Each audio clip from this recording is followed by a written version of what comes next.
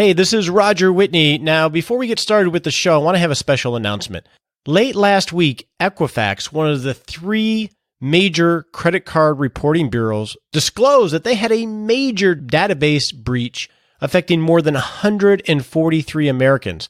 That's about 60% of all adults. The hackers were able to acquire names, social security numbers, birth dates, and home addresses, along with some other information. This is a really big deal, and we don't know who exactly was impacted and who wasn't. So over the weekend, what I did is I created an Equifax data breach action plan of 6 steps you can take to help mitigate some of the risk of credit fraud and remain vigilant, because this data is going to be out there for a long period of time. If you are already a member of the 6-Shot Saturday community, I've already sent you this action plan. If you are not, go to rogerwhitney.com. Click on the Learning Center and you can download your free action plan today. All right, now let's get on with the show. Hey, you know what they say? Yeah, to get to great, you got to blow up what's good. Well, I may be doing that with the show, hopefully. Are you ready to make the most of the only life you have? To make smart money choices focused on achieving what you care about most? Here to help you balance living well today without sacrificing your tomorrow is the Retirement Answer Man, Roger Whitney.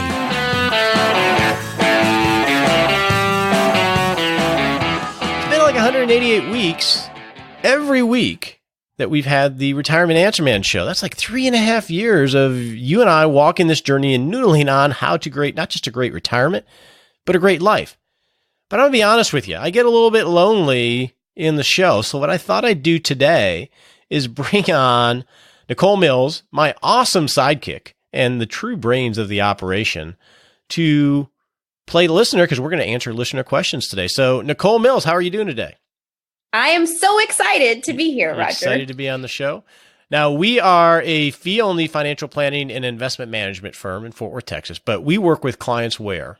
All over the United States. We've even had some clients in Asia and Europe, which is pretty cool. Pretty crazy. U.S. expats living overseas. So we work with clients across the country, helping them on that journey towards freedom. Mainly clients over 50 years old, right? Right. So what we're going to do today is answer listener questions, and you're going to play the role of the listener asking the question. You ready for that?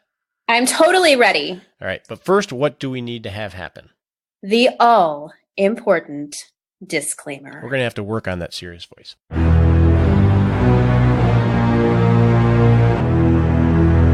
It's time for that all-important disclaimer. So real serious here. Don't take advice from me on the show. It's a silly thing to do. I don't know anything about you. I only give advice to clients that I work with as a fiduciary.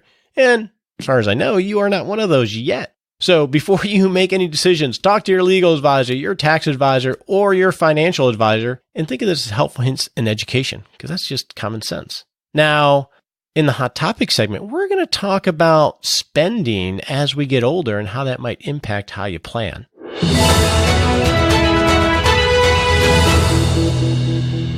So in the news today, JP Morgan came out with some numbers talking about the changes in spending by age and household size, which is something we haven't talked about before. Now, Nichole, I know we've talked about and worked with clients where they're planning on those go-go years, those slow-go years, and those no-go years, right? Which are different seasons in retirement. But there are other seasons in life too. Like, what season are you in from a household level on your spending? Well, I've got a son who's 5 who just started kindergarten and one who is 3.5. So we are, lowering the preschool spending, but I hear that sports and a lot of the kids' activities can get pretty pricey. Yeah, I think you're just entering the season of really ramping up the spending with all the kid stuff, right? Camps and books and activities and building your household, you and your husband. Whereas me, I'm 50 and God willing, in the plan, I'm still holding on to it, that in the next year or so, both my kids will be financially independent. They're 20 and 21 right now. So I'll be entering a season where I'm going to have a lot of discretionary spending. So it could really, ramp up the savings or slow down my spending in general. So there are definitely seasons in spending. And what the data showed from a JP Morgan study that I saw was that in retirement, so if we just look, let's say from the 50s to the 60s to the 70s and then beyond, for a 2-family household, spending does decrease over time. So you actually do see that go down to no-go years from a spending standpoint. That's why we talk about it making sense to plan that way, or at least consider that. But here's the interesting thing, that what happens, Nichole, what the studies show in terms of a single person household? It doesn't really go down that much. It pretty much kind of stays humming along at the same rate. Yeah, it's fairly flat. So that there's some pretty important implications that I don't think we've talked about on the show. And we may need to explore this on an episode, that if you're a single family household, spending doesn't quite have the same kind of seasons or cycles as a two-person household. And that has some big implications. Some I can think of off the top that you need to consider if you are single and moving into retirement. One is the needs really need to be dialed in. I mean, they need to be dialed in for everybody. Those needs of how do I maintain my household and have a good life?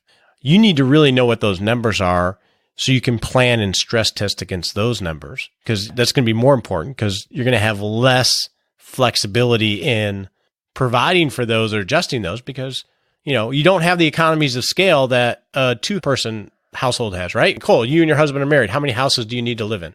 Just one. Right. How many trips to the grocery shop, right? You go for the family. We go for the family, right. So there are a lot of economies of scale there that a single family household doesn't have. That's why those need levels are really important.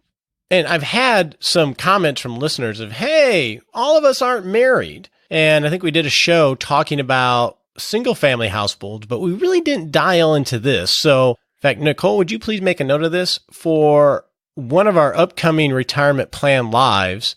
Let's make sure we focus on someone that's single so we can really dive into the implications of a single family household. But I think the big takeaway here is that we do need to know what our needs are, whether you're single or in a two-person household. But especially if you're in a one-person household, it's really important that you know what those numbers are. Now, what are we doing next now? So, Roger, we've actually got a lot of listener questions to address this week. So why don't we hop over to the practical planning segment?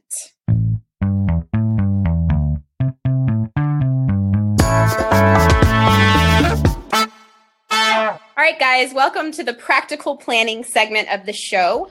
Today, we are tackling some of your questions. And as a reminder, if you want to be featured on this segment of the show, you could even have your own voice featured. Go to rogerwhitney.com, click on Ask a Question, and you can submit what's on your mind. So today, our first question comes from Bill. There's a lot of math in this question, Roger. I hope you're ready for it. I don't do live math. I don't do live math. That's like a rule. Don't do live math. Okay. Well, he is a listener with a 401k contribution question. He's 59 and a half. He's got all his savings in his 401k. He's putting 9% in with an employer match of 3%. And he's got a son who is going to be heading to college after this year.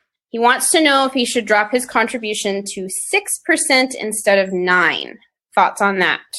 Well, I also see in the question, he said to drop it to start building his emergency fund, which is a little worrisome. So, Bill, you've got caught in the tax trap of, you did it right. You've been saving very consistently in your 401k and deferring assets and getting the match, and deferring taxes and getting the match. So you've done really well, but you've gotten caught into that trap now that you're about to be 60, in that it sounds like you have all of your financial assets, liquid assets, in your tax deferred account, meaning you haven't paid taxes on it yet. And when you take distributions, you're going to have to. And that can be problematic. Generally, you don't just need tax deferral in your asset allocation in terms of the things that you buy, but I think it's really important to have tax diversification on your net worth statement, meaning that you have the pre-tax bucket, your 401k and assets like that, but you also you start building after-tax assets, your emergency fund, savings for college, and your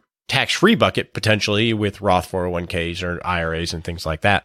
For people in your situation, and I only know a little bit, I do think it's really important to, especially as you get older, to build up after-tax assets, especially if you have a son about to go to college and it doesn't sound like you have an emergency fund. So you may want to even reduce it even more and just contribute enough to get the match from the employer and start building that emergency fund and some after-tax assets so you can have some more flexibility in how you make financial decisions.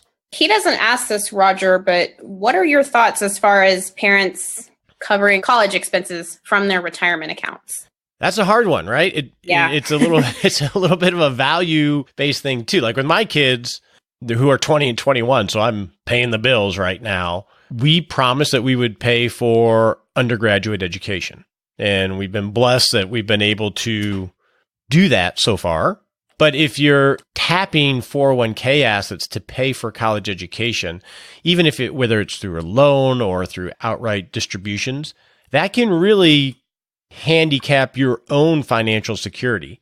And the less financially secure you are, the less you're going to be able to help anybody else. Now, I don't know how you get creative about that, because there's always a line, as a parent, I get this, of we want to support our kids and their dreams, but there's also a line that you can cross to enabling them and not having them work the problem with you.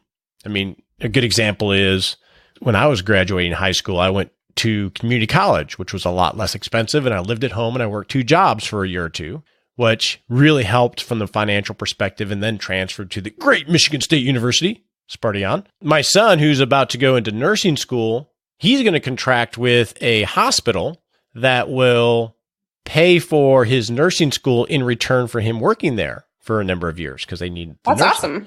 So I think I am much more of a fan of, it's not about college, it's about helping them get a career that they can be self-sufficient and morally sound. And they need to be part of the solution, because you don't want to sacrifice your entire financial security for something when they can help in the solution. So it's a big issue. Bill, I hope that answered your question, plus a little extra there. And our next question. That could be a whole episode, really. It could. You're right. It really could. Our next question is from an anonymous listener about 401k management.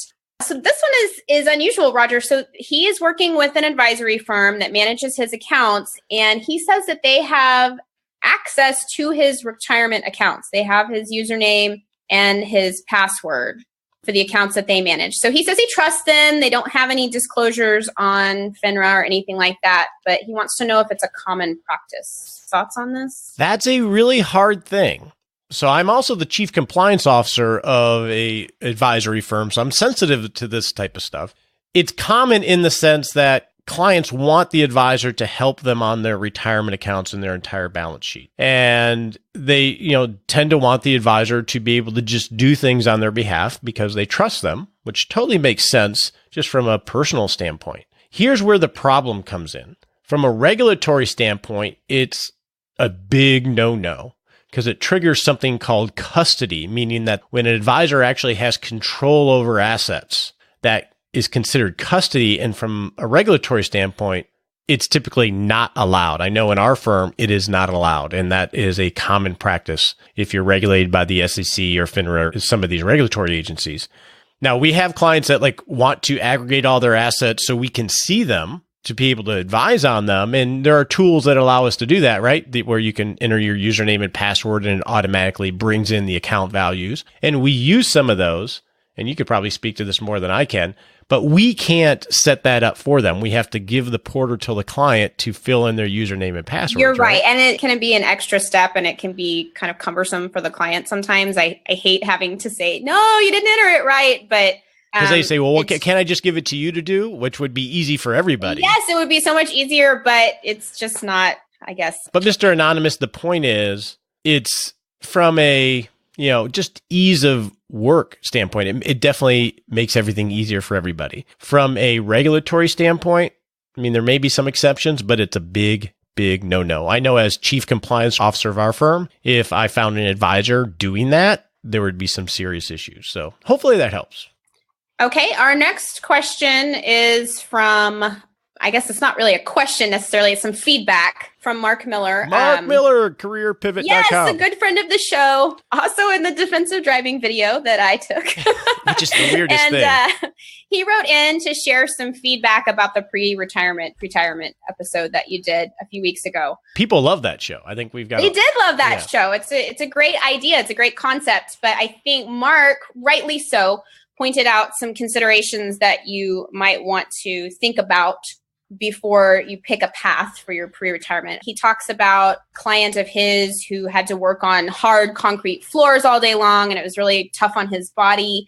And he also mentions some of the retail places like Walmart to use just-in-time scheduling. So you don't know from week to week what your schedule is going to look like. And that can be sort of difficult to incorporate with a full-time job. That's a great point. And it's not something I really brought up. And there are some downsides in what you choose to do. I mean, if you're walking around Lowe's all day and you have bad knees, I have one bad knee. When I walk the dog, my knees hurt a little bit. That might not be a great job to choose. And so the work environment where you go, like I'm at a standing desk, I'm standing up right now. Even just standing on for, a few hours working on carpet, makes my feet hurt. So I have a rubber mat. So maybe you need to work places. I think Mark recommended something like Trader Joe's. Yes. Where that you can stand on rubber mats. So that's definitely something to consider because you don't want to go into this pre-retirement saying, hey, I'm going to work at Home Depot and walk around all day, and a year in saying, man, my body is really taking a toll, but you need the income. So you definitely want to be thoughtful there. That's a great point. And then the just-in-time scheduling, I didn't think about, but if it's about gaining more time freedom, and then all of a sudden you don't even know what your schedule is week to week, I could see how that could be problematic. That's rough. My sister worked retail when she was first out of college, and it was very difficult to not be able to plan more than a couple weeks ahead. So yeah. We have another comment on pre-tirement actually from John, who wrote in with a complaint about our math, I guess, saying that to make $50,000 a year in pre-tirement, you really would need a job of, $100K or more to start with. Otherwise, that's kind of a high bar to set for a pre-tirement job. Very true. And that was probably a blind spot for me because generally I'm working with clients and we're walking life with them and we're thinking about, okay, how do we build the professional network and how do we start to build the skills so we can ease into whatever that pre-retirement work is. And the more planning you do and the more strategic about it, sometimes you can make extra money, than just thinking about it on the fly. And plus, I deal more with white collar people that are making over $100,000 a year and sometimes substantially higher. So he makes a really good point. So what do you... you can go on some great trips for $10,000 a year or something like that. It definitely could help. Yeah. So let's bring it down to maybe more realistic for a lot of people is, well, what if you made $10,000 a year? That's a good point. Well, with $10,000 a year, if you're retiring, say before Medicare and Social Security kick in, so that could pay for, right? A great trip, a great retirement toy. It can maybe help you retire a year or two earlier. And then another way of thinking of the return on investment of even just making $10,000 a year is it's going to help supplement your lifestyle. And what that may allow you to do is preserve your retirement assets.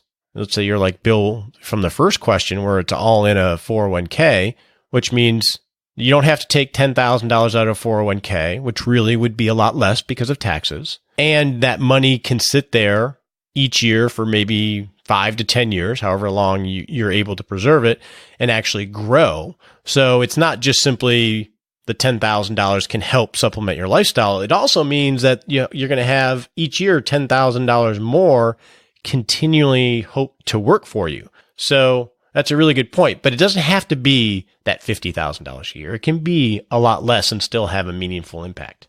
That was a really good point for John to bring up. He also did some loving on the podcast and mentioned your book and wants to know when it's coming. See, I can actually smile about this book again because I've always felt guilty when I'm asked about it, either by you, Nichole, or people that are listeners.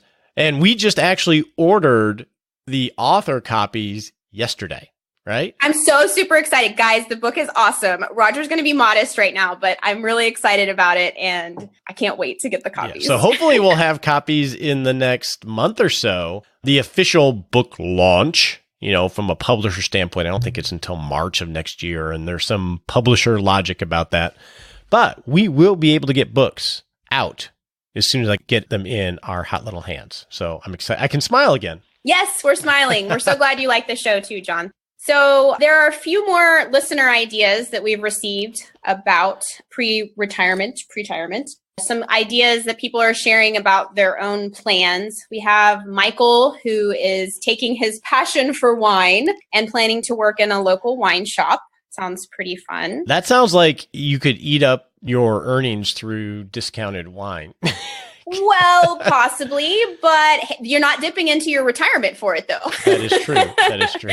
We also have a lady who is considering becoming a professional organizer and helping people get their space organized. I actually emailed her back, and I'm sorry, ma'am. I can't find the email to share your name, but I emailed her back and said, you could also do things like what you do, Nichole, right? You could be super organized and help other less organized people, i.e. Roger Whitney, to do well. So there are a lot of options you can do with that organizational gene. Yes, it's really helpful to have. I think the quote that Nichole always says is, Roger, I'm glad one of us listens to you. That's my favorite quote.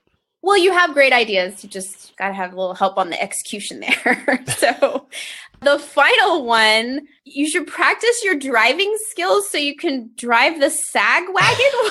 What is this? So that's my friend John, who is an advisor in Michigan, and he and his wife, their pre-tirement occupation is going to be hosting bicycle tours. What is the sag wagon? So they love to ride bicycles together. And I love to ride bicycles together, but he's more serious about it than I am, at least right now. So the sag wagon is the guy that drives the van that brings the lunch, drives up if you have a flat tire and fixes the flat tire, and carries you if you're tired and fixes the bike and everything like that. So he was just like, dude, you're not near as fast as I am. You're going to be so lazy. You're just going to have to drive the sag wagon. So he's just... Gotcha. Okay. Cyclist things that I did not know. There you go. There you go.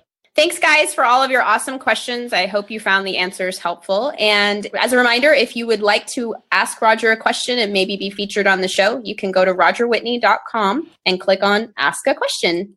And now it's time to get happy.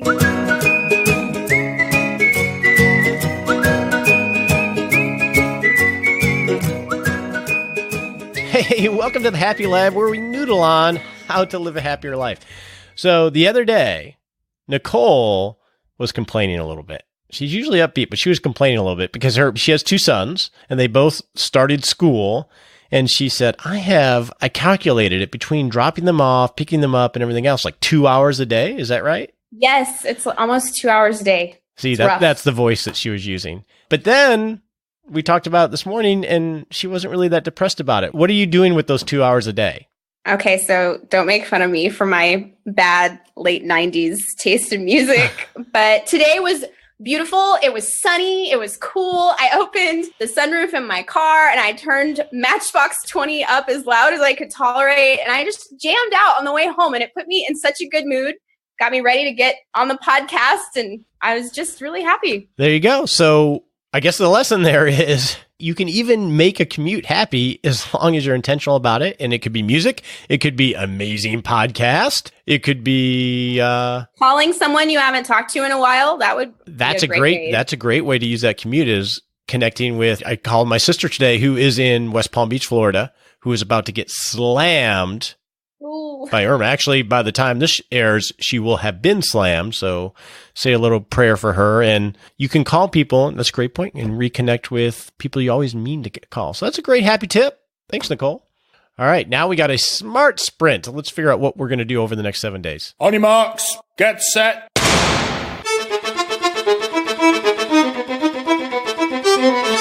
Hey, welcome to the Smart Sprint segment, where we set a 7-day goal, a little baby step to creating a great retirement.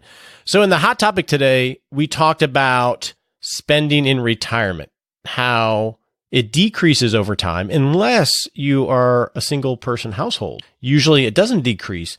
And I think the key element here to having financial flexibility is really dialing in what those needs are. What are the basic lifestyle needs to live a good life? Maybe not without the spices and the aspirational things, but knowing that basic lifestyle need, that line that you really don't want to go under, is super important. I've asked you to do this before, and it's always a moving target, so it's always good to continue to do this, is dial in what those needs are, because that's really going to be the bogey that we can make sure that we're going to be okay. So in the next 7 days, go back and revisit what you've done. If you've already dialed those in, to tweak it a little bit. And if you haven't, start the journey to really knowing what it takes to maintain your household and live a good life.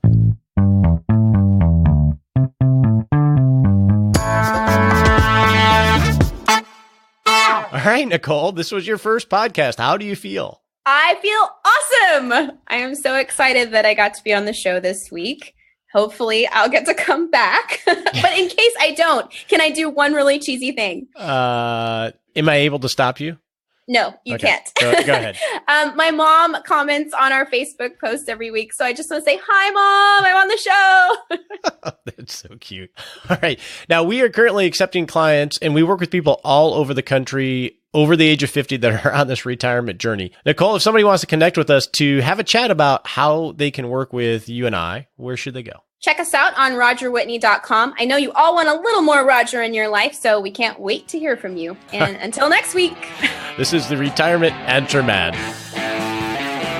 We appreciate you joining us today for this episode of Retirement Answer Man. Be sure to visit RogerWhitney.com/answers to access the Retirement Answer Library with over 30 checklists to help you make the most of the only life you have. Remember, you have more power than you realize to create an amazing life starting today with Retirement Answer Man. The opinions voiced in this material are for general information only and are not intended to provide specific advice or recommendations for any individual. All performance referenced is historical and no guarantee of future results. All indices are unmanaged and may not be invested into directly. Have a wonderful day.